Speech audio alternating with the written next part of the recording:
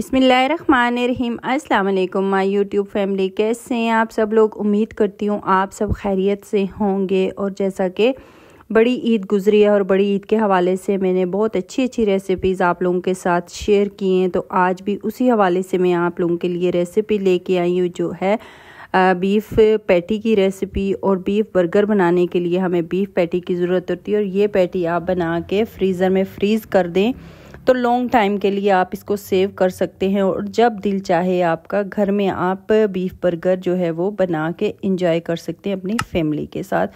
तो बहुत ही कम इंग्रेडिएंट्स के साथ बहुत ही मज़े की ये बर्गर पैटी बनाना मैं आपको सिखाऊंगी। तो यहाँ पे सबसे पहले मैंने 1 किलो गोश्त ले लिया है। इसके बड़े बड़े टुकड़े थे, उनको मैंने कट करके छोटे टुकड़ों में कर लिया है। और फिर यहाँ पे मैंने 1 अदद चॉपर ले लिया है, और उसमें 2 टेबलस्पून मेरे पास चॉप किया हुआ अदरक लहसुन था, और साथ में ही मेरे पास 6 से 7 हरी मिर्चें थी। वो मैंने डाल के पहले मैंने चॉपर में उनको चॉप करना था, क्योंकि मैंने कीमे के अंदर ये चीज़ें शामिल करनी थी, तो उसके लिए मुझे ये चॉप की हुई चाहिए थी। आप इसको हावन दस्ते में भी कूट सकते हैं। तो यहाँ पे आप देख सकते हैं ये हमारे पास अदरक लहसुन और हरी मिर्चों का जो पेस्ट सा था वो आ गया है। और फिर अब इसी चॉपर के अंदर मैंने कीमा बनाना था। आप बाज़ार से जो मार्केट से कीमा मिलता है वो भी यूज़ कर सकते हैं, लेकिन ख्याल रहे कि कीमे के अंदर चर्बी ना हो। अगर चर्बी हुई तो आपकी पैटी जो है वो टूट सकती है। तो यहाँ पे मैं हमेशा आपको बताती हूँ कि मैं घर का ही कीमा इस्तेमाल करती हूँ, क्योंकि मैं बाहर से गोश्त लेके आती हूँ और इसी चॉपर के अंदर फिर मैं चॉप करके कीमा बना लेती हूँ। तो यहाँ पे मैंने 1 किलो जो कीमा है वो 1 किलो गोश्त था वो लिया है, और उसको मैंने चॉप करके कीमा बना लिया था। और ये आप देख सकते हैं कितना ही ज़बरदस्त, कितना ही फाइन सा ये कीमा तैयार हुआ है। इसके अंदर कोई भी चर्बी नहीं है, ये आपके सामने है। इससे हमारी जो पैटी है बहुत ही ज़बरदस्त और बहुत ही बेहतरीन किस्म की तैयार होगी। अगर इसके अंदर चर्बी वगैरह हुई तो फिर जब आप पैटी को फ्राई करेंगे तो चर्बी जब पिघलेगी तो पैटी फट जाएगी। तो ख्याल रहे कि आप अगर मार्केट से कीमा ला रहे हैं तो उसके अंदर चर्बी बिल्कुल भी नहीं होनी चाहिए। फिर यहाँ पे मैंने कीमा जो था वो एक बाउल के अंदर निकाल दिया था, क्योंकि मैंने इसके अंदर बाकी जो इंग्रेडिएंट्स थे और हमारे ड्राई स्पाइसेस वगैरह थे वो मैंने शामिल करने थे। तो उसके लिए फिर मैंने कीमा जो था वो बाउल के अंदर निकाल लिया है। यहाँ पे आप कीमा देख सकते हैं, कुछ इस तरह की इसकी लुक है। अब यहाँ पे इसके अंदर 1 टीस्पून मैंने नमक इसके अंदर इस्तेमाल किया है। फिर मैंने 1/2 टीस्पून मैंने इसके अंदर अदरक का पाउडर डाल दिया है। 1 टीस्पून इसके अंदर चिली फ्लेक्स यानी दड़ा मिर्च डाल दी है। 1/2 टीस्पून मैंने इसके अंदर गरम मसाला पाउडर डाल दिया है।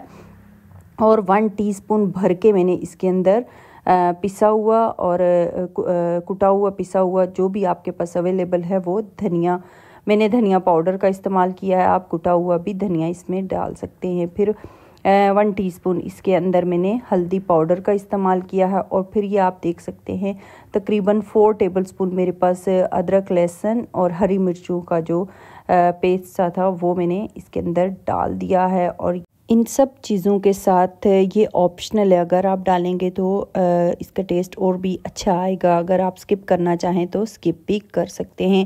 1 टेबलस्पून भर के 1 टेबलस्पून मैंने इसमें ड्राई रोस्ट करके यानी तवे के ऊपर हमने बेसन को डाला है 1 टेबलस्पून, और उसको बस 2 मिनट के लिए मैंने हल्का सा रोस्ट कर लिया है, ड्राई रोस्ट। और फिर मैंने वो जो बेसन था वो 1 टेबलस्पून भर के कीमे के अंदर डाल दिया है। अब इन सब चीज़ों को मैंने पहले स्पैचुला से अच्छे तरीके से मिक्स कर लिया था। और इसके बाद ये आप देख सकते हैं मैंने कीमे को हाथ के साथ अच्छे से मसल के, ताकि जितने भी हमारे मसाले हैं उनका टेस्ट जो है वो कीमे के अंदर रच बस जाए। और उसको हाथ से मसल के मैंने मिक्स किया है।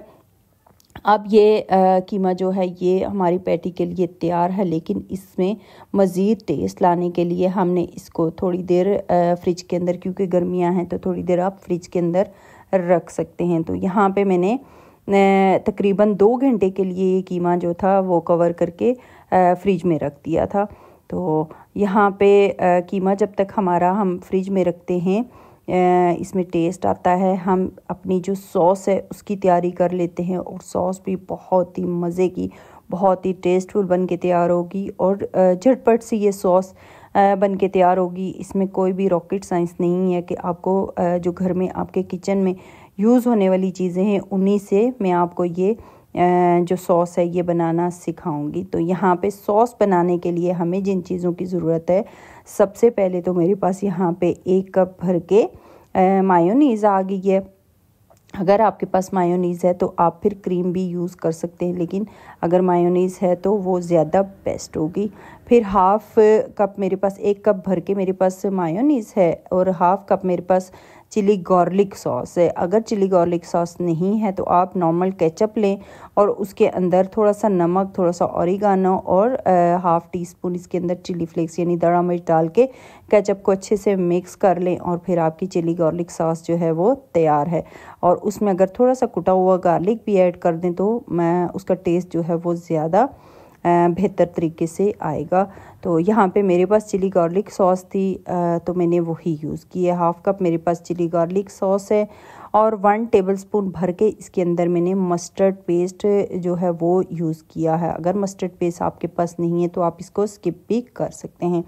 फिर इसके अंदर हमने जो स्पाइसेस डाले हैं उनकी बारी आती है। तो यहाँ पे हाफ़ टी स्पून मैंने इसके अंदर ऑरिगानो डाला है, हाफ़ टी स्पून मैंने इसके अंदर नमक ऐड किया है, हाफ़ टी स्पून ही मैंने इसके अंदर जो काली मिर्च का पाउडर है वो ऐड किया है। इन सब चीज़ों को हमने सॉस के अंदर डाला है और इस सॉस को हमने अच्छे तरीके से मिक्स कर लिया है। और ये देख सकते हैं आप, मिक्सिंग के बाद हमारी सॉस की लुक कुछ इस तरह की आई है। कितनी ही ज़बरदस्त और कितनी ही मज़े की ये सॉस, झटपट सी ये सॉस बनके तैयार है।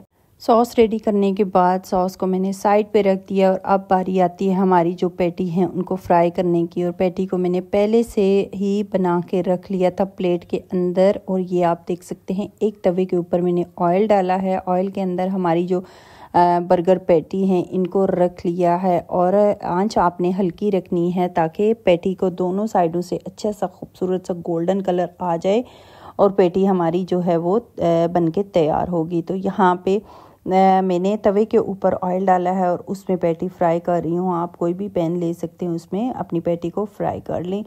तो यहाँ पे तकरीबन मैंने लो फ्लेम पे इसको फ्राई किया था और लो फ्लेम पे मेरे तकरीबन 8 मिनट लगे थे दोनों साइडों को पैटी जो मैंने फ्राई की थी उसको कलर लाने में। तो यहाँ पे एक साइड से पैटी हमारी पक चुकी थी, अब हमने इसको टर्न करना था और ये आप देख सकते हैं कितना ही खूबसूरत जो कलर है वो पैटी पे आ गया है।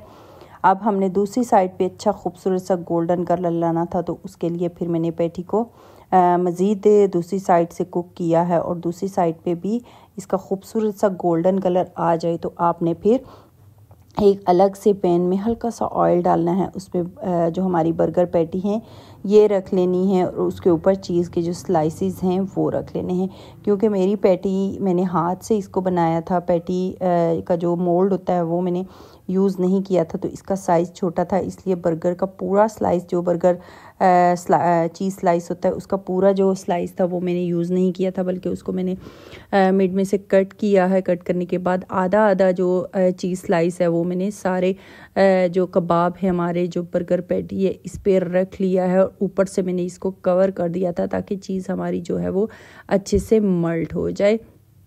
तो यहाँ पे आप देख सकते हैं सारे जो हमारे कबाब थे उनके ऊपर मैंने स्लाइसेस रख लिए हैं और अब इसको मैंने ऊपर से कर दिया था कवर 2 मिनट के लिए ताकि चीज़ जो है वो मल्ट हो जाए।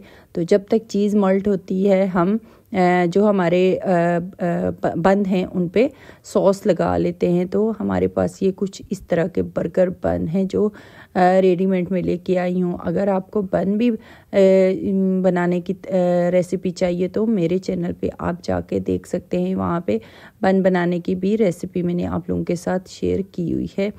तो यहाँ पे बन जो थे हमारे उनको मैंने दोनों साइडों पे अच्छे से ज़बरदस्त किस्म की सॉस लगा ली है। ज़्यादा से भर भर के मैंने स्पून इसके ऊपर सॉस लगाई है ताकि हमारा जो बर्गर है उसका टेस्ट बहुत अच्छा आए।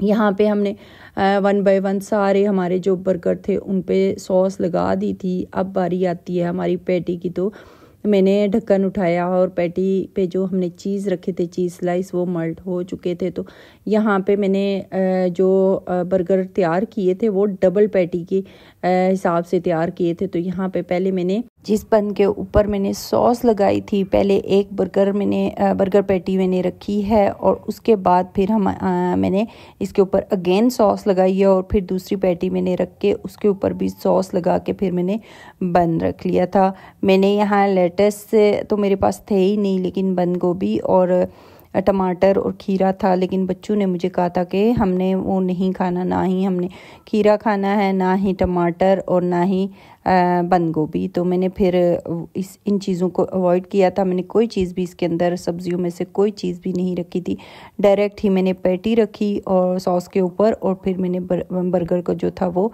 पैक कर दिया था। आप चाहें तो इसके अंदर टमाटर, खीरा, लेटस या बंद गोभी के पत्ते कुछ भी डाल के इसको एंजॉय कर सकते हैं। और यहाँ पे आप देख सकते हैं कितना ही ज़बरदस्त और कितना ही टेस्टफुल हमारा बीफ पैटी बर्गर जो था वो बन के तैयार है। तो यहाँ पे 1 बाय 1 सारे बर्गर जो थे वो मैंने बना के रेडी कर लिए थे। और ये आप देख सकते हैं हमारे जो बीफ पैटी बर्गर की फ़ाइनल लुक है वो कुछ इस तरह की आई है।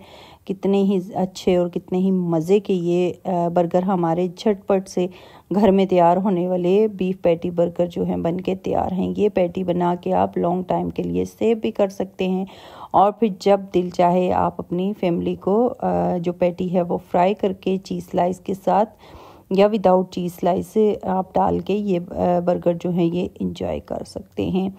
तो ये रही हमारी फ़ाइनल लुक हमारे जो बर्गर हैं उनकी। आप सॉस देख सकते हैं कितनी ही मज़े की ये सॉस है और पैटी की तो क्या ही बात है। पैटी के अंदर जो इसका टेस्ट था बहुत ही कम इंग्रेडिएंट्स के साथ, लेकिन इतना अच्छा टेस्ट आया था कि लग ही नहीं रहा था कि ये घर में पैटी जो है ये तैयार हुई है। ये रही हमारी बर्गर की फ़ाइनल लुक। उम्मीद करती हूँ आज की रेसिपी आपको पसंद आई होगी। दुआओं में याद रखिएगा। अल्लाह हाफिज़।